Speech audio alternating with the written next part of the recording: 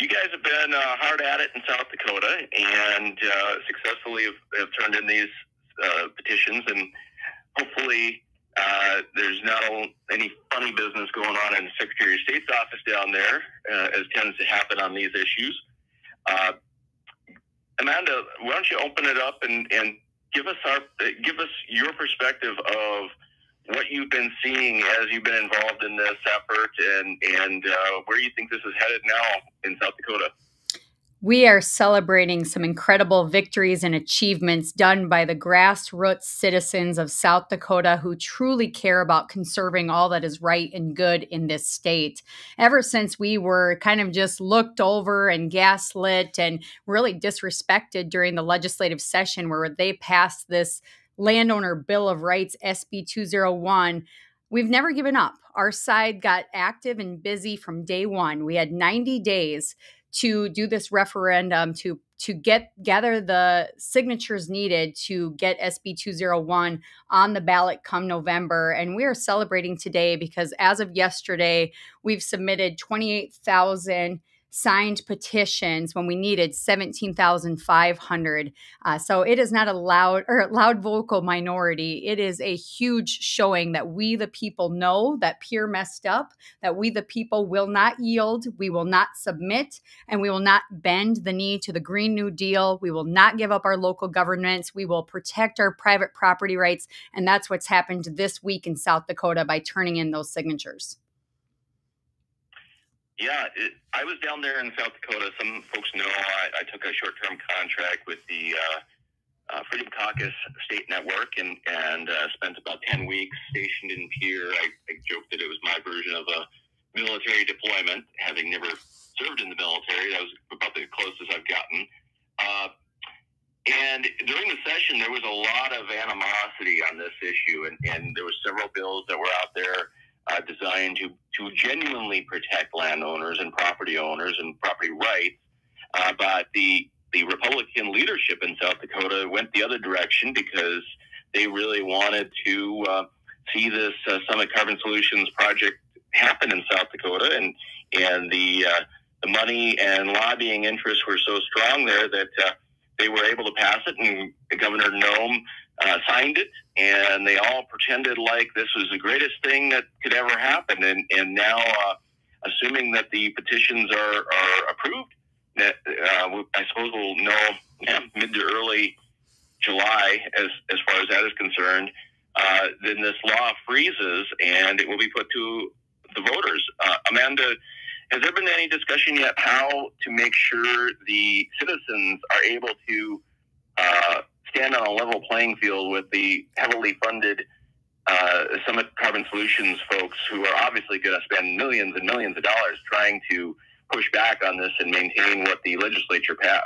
Well, we've held our ground every step of the way. This has been a 3-year battle where all the money, all the power, all the control mechanisms are on the other side. And yet this grassroots movement of citizens, we do not quit, and the load gets much lighter when we all carry it together.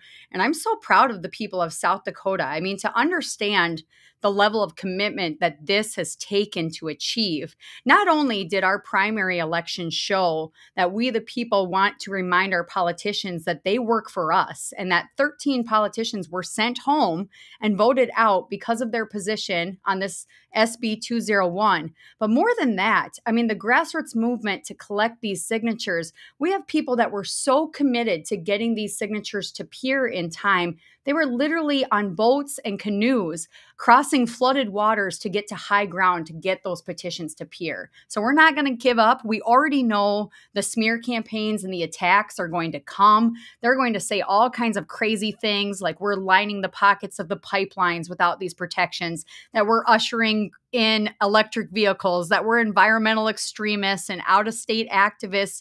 And I'm here to say, no, the people I have met in this movement are South Dakota citizens, families, business owners, landowners who believe in freedom, who believe in our constitutional rights, and we're ready. So bring it on. We are ready for whatever they want to throw at us because the truth is on our side. And the truth is that we deserve, as South Dakota citizens, to own and control the land under our feet, to maintain local governance. And at the end of the day, we are going to task our politicians going into this next legislative session to address once and for all the eminent domain protections that our state is lacking. Absolutely. And this is, looking at the language in SB 201, a lot of what was going on there was the replication of what is already in North Dakota laws. And, the fact that RPSC pretty much caved already to the interests of the pipeline when it comes to overriding the ability of local counties to have a say in this, it is a big fight that we're going to continue to have up here, and maybe, just maybe, if things go the right way in South Dakota, it will pave the way for us to fix our laws up here. I want to bring Ed Fischbach into this discussion because Ed's been involved in a lot of South Dakota politics. And by the way, anybody, if you want to call in, 701-258-0550. We'd like your questions or comments, either from South Dakota folks or North Dakota folks looking at this. Ed, from your perspective, how has this been different than other movements in South Dakota? You've been involved in a lot of things over the years. Give us your viewpoint on the situation. Well, what Amanda said is exactly right. These are people that have a devotion to the Constitution. We have brought a coalition of people together that we put political differences aside for the cause of this issue. We believe in property rights. We don't believe a private foreign-backed company should have the right to eminent domain. I've been at this from the beginning of 3 years. We're so happy to have people like Amanda involved with this fight with us. And she's right. South Dakota, we are the ones that are going to stand in the way of this thing. I don't know if you're aware of it, but the Iowa Utilities Board just approved the permit for this project this morning. But they have a long way to go. They even summit the right of eminent domain in Iowa. They currently have eminent domain lawsuits on 859 landowners in Iowa. That's not good policy, I don't think, to be using eminent domain for a private foreign-backed company. We're here to say we are drawing the line here in the sand in South Dakota. And as far as 201 is concerned, I guess I could use an analogy that our good friend Jared Bosley used. You can call a manure spreader a honey wagon if you want to, but it's still a manure spreader. And that's what I think about 201. Yeah, definitely. We got to take a break here. We've got one caller in the line. Hang on, caller. If anybody wants to chime in, 701-258-0550. We're talking about the South Dakota referral on SB 201 and how South Dakota is basically the Alamo when it comes to the Summit Carbon Solutions pipeline. If South Dakota is able to stand up for this, with today's approval by the Iowa Utility Board, it really is potentially the last stand for folks that are concerned about this. We'll be right back after these messages. I mean, at the end of the day, our politicians in Pierre have aligned with the Green New Deal, and they're ushering it in with policies and scrambling to get as many 45Q tax credits and dollars that they can possibly get. And my message is very clear. It's South Dakota may be open for business, but we are not for sale, and we are not going to bend the knee to the Green New Deal, which is based on the premise of a lie. And at the end of the day, if we're being honest with ourselves, most of this is a mechanism of control. And to be able to get a foothold on the people's lands is wildly inappropriate by our government and is not the role of our legislature. And at the end of the day, you called it a rebellion, but I would say it's more of a referendum on the fact that we do not feel our politicians are doing their job. And so we will do the job that they needed to do in the first place, which is to protect the citizens of South Dakota. Yeah, and I may add, if I could, what Amanda said. Not only did we turn out 12 incumbent legislators that didn't want to listen to the people, we turned back several challengers, about that many, that were going after incumbents that did listen to us. So we had a tremendous turnout at the primary here on June 4th. And I'm telling you, about the money thing that we're going to face, we've been used to that, like Amanda said. We're not afraid of that because we have the people behind us. And we have proven that at every step of the way. And I might add on this referral petition on 201, I too want to give a shout out and mention that every one of the people that circulated the petition, this was all voluntary people from the state of South Dakota.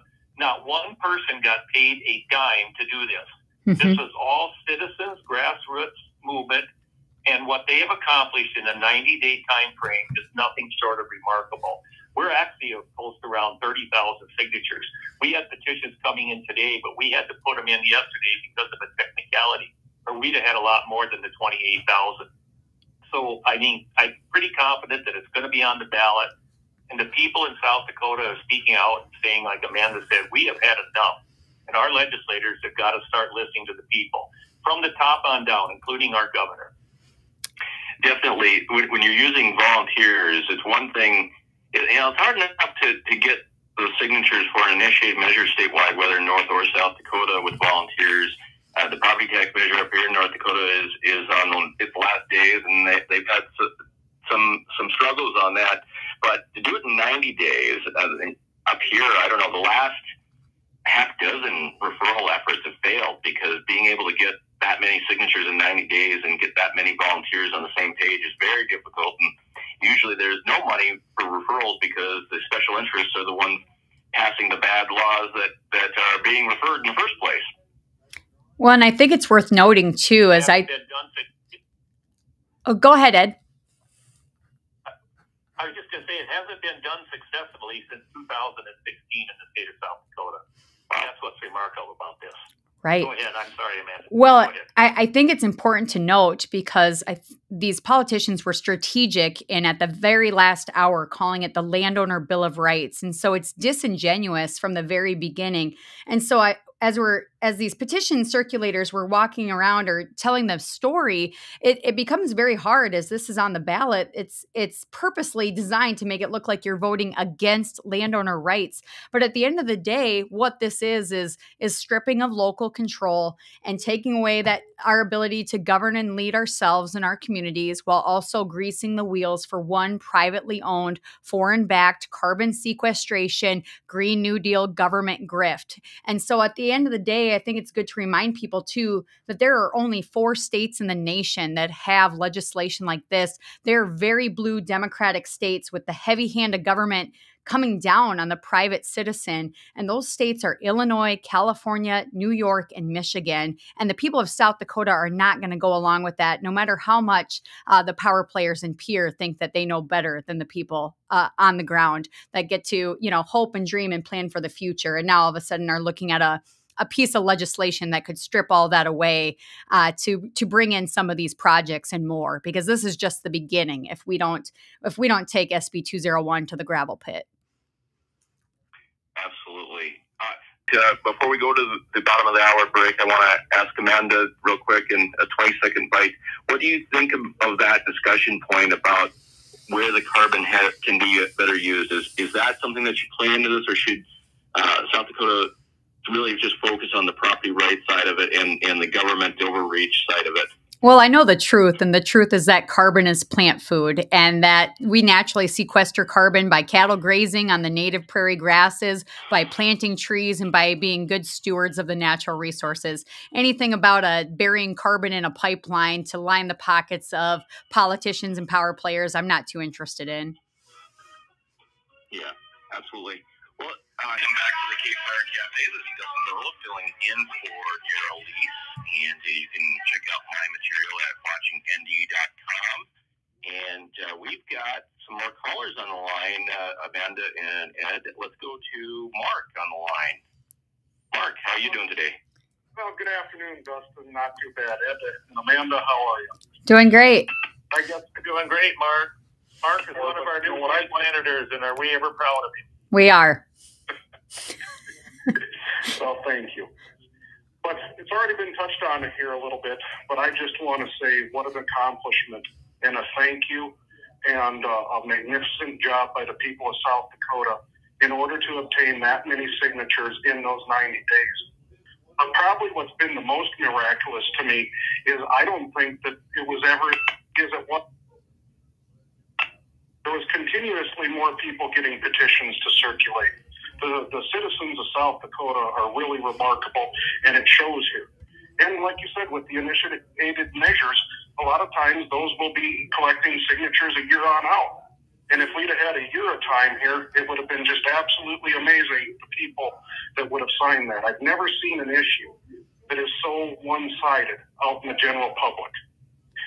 And permit that was approved today. But there is something there that permit is conditional on a couple conditions. And one of them is them being able to obtain the sequestration site and the route in North Dakota, as well as the route in South Dakota. And so what we kind of have in front of us here is an opportunity, because this is not a South Dakota issue, a North Dakota issue, or an Iowa issue. It's an upper northern plains come together here and get something done that is good for everybody, because we all deserve it. Absolutely, Mark. You know, it's incredible what's been achieved here. And I think if we continue to lock arms with our friends in North Dakota and Iowa and say, it's not happening here, not in this area, not with these people, as long as we continue to stand firm and stand strong and help each other out when we're feeling weak and lift each other up during these battles, this entire thing has been one step forward and 5 back, it almost feels like, because the other side never quits. And yet I would say that the resolve and the grassroots efforts continue to grow in momentum as people hear about the audacity of what's happening in these states. And we, the people, are not going to take it without a fight. Absolutely.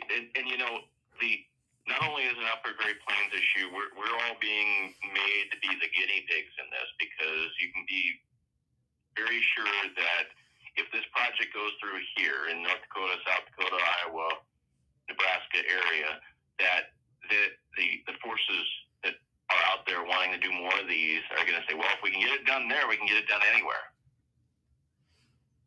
Well, absolutely. Exactly. It's just going to lead in a way of doing business. And there's not going to be any part of our beautiful states that are going to be unaffected by that. This green new energy push looks to come in with solar panels and windmills, and it's only a matter of time, because obviously you have a more definitive public purpose for projects like that. Mm-hmm. And so we need to establish property rights that at the end of the day are going to keep families on the farms. The families that have built these states, lived here.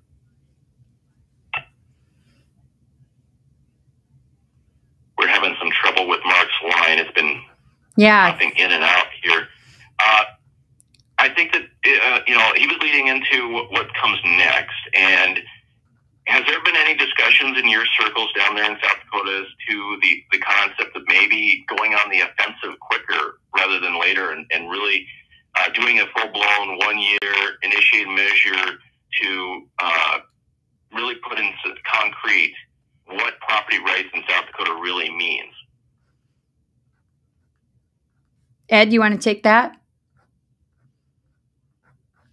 Well, I guess for the year-long type, looking out a year in advance, I guess I could say no, there really isn't right now. We're pretty much focused on, first of all, let's get this 201 stopped. Mm-hmm. And so we're back where we were in the beginning. And then you got to remember, we'll have a legislative session coming up again next January. And we've got a lot of new people coming in. We've basically flipped the House, I believe, and we're real close to flipping the Senate from the way it was before, with people like Mark going into the Senate and others that we've elected.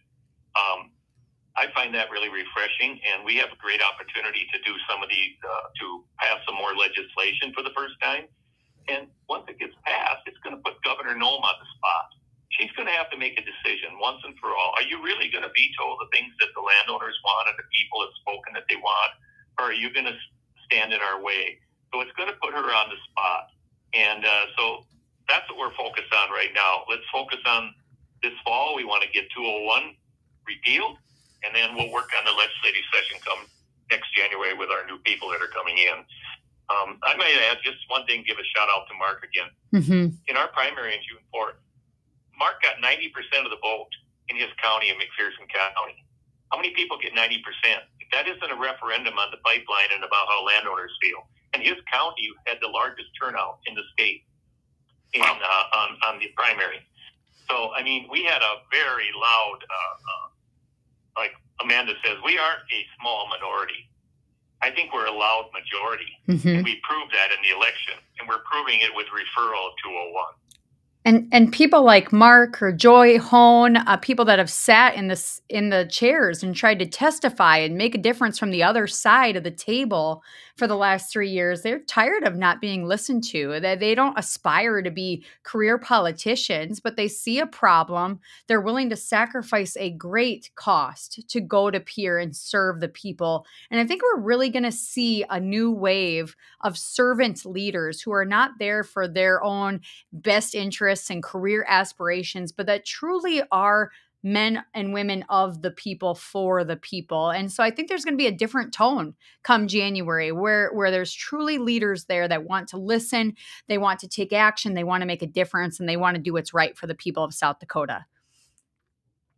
And you'd mentioned earlier about what happened in the primary there with I think it was 12 seats flipping from pro-pipeline or at least assumed to be pro-pipeline incumbents to challengers who were not so much or flat out against it. And there's probably also a few incumbents that survived or that weren't even being challenged that are going to think twice about doing what they did last time, knowing that the people are against it, and especially if the people vote to repeal what they passed last session. I think you're going to see a tidal wave shift in the mentality of the legislature in South Dakota, at least if they're smart and understand what they're dealing with. As I said before, there's too many of our legislators that we took out during this primary session were beholding to the lobbyists and beholding to the special interests. And like she said, we didn't get a chance. I mean, they didn't want to listen to us at all. And now we're going to have a voice down there, and that's what's refreshing. They're going to have to listen now. And the people that were there and voted against us before and are going back, they're going to have to change or not do so at their own peril. Absolutely. We got a couple more callers here. Let's go to Dina, James. Dina, are you there? Yeah, good afternoon, everyone. Hi. I just want to tell you I'm real proud of the South Dakota people for standing up like they are against this government overreach of ripping off all the Americans.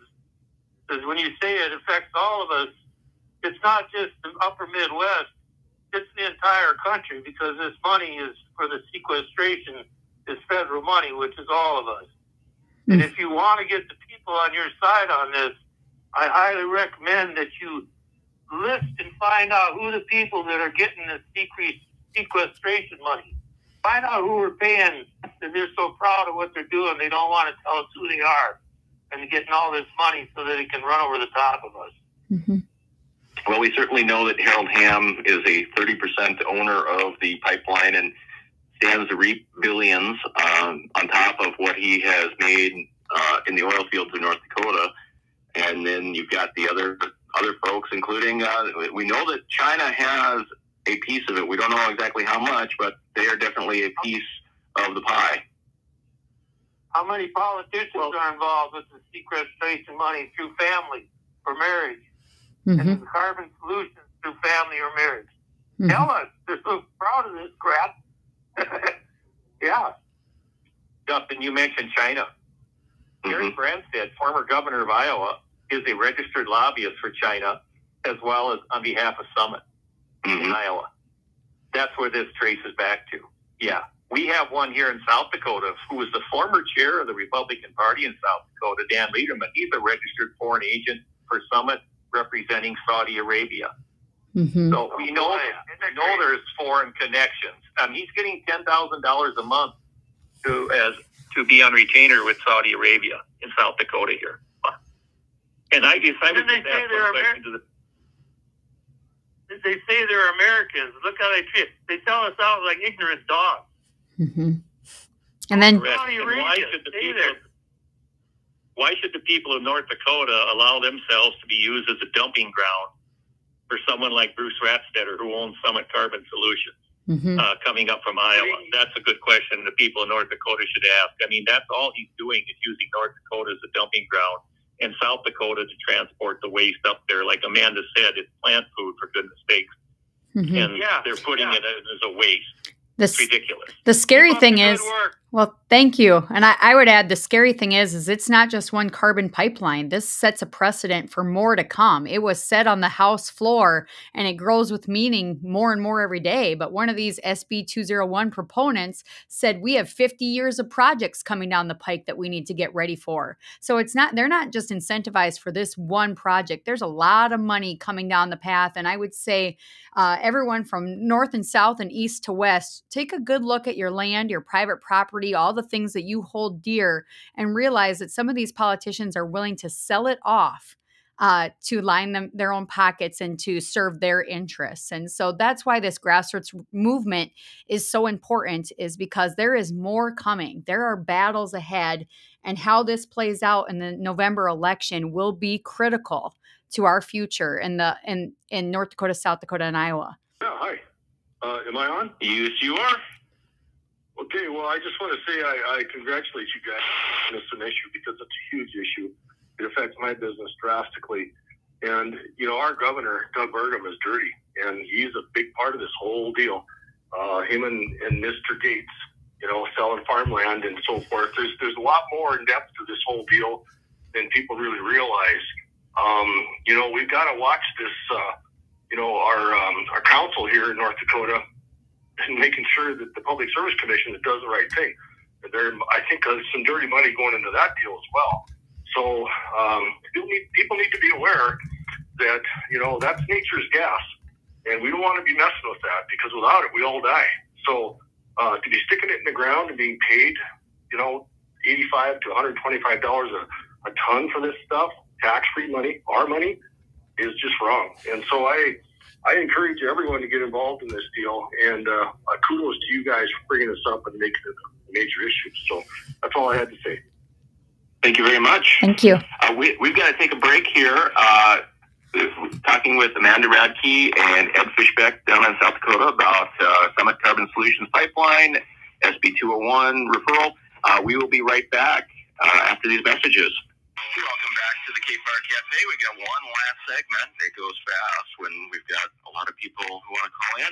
We're going to go right back to the phone lines to Carla. Carla, are you there? Hey, great.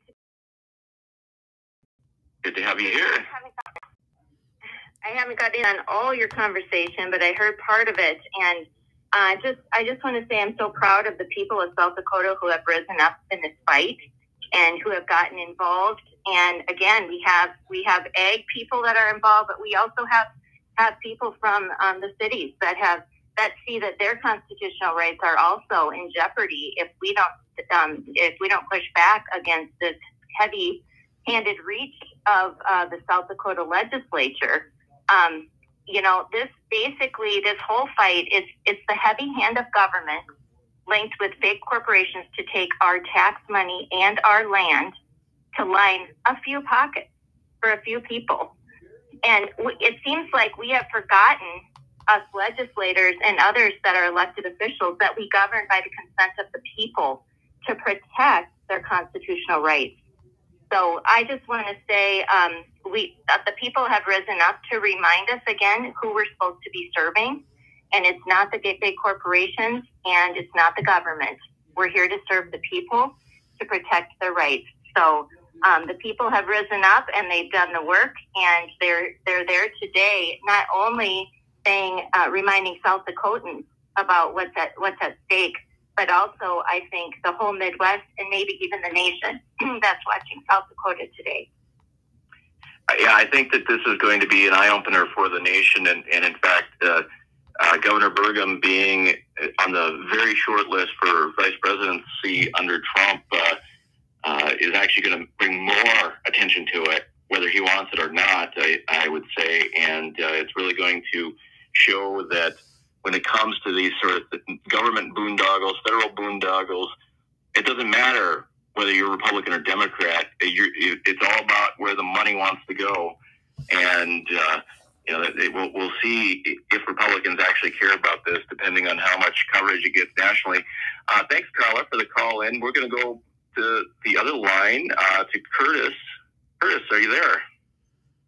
I am, Dustin. How are you doing today? Good show today. Good. How are you, Dustin? I'm doing okay.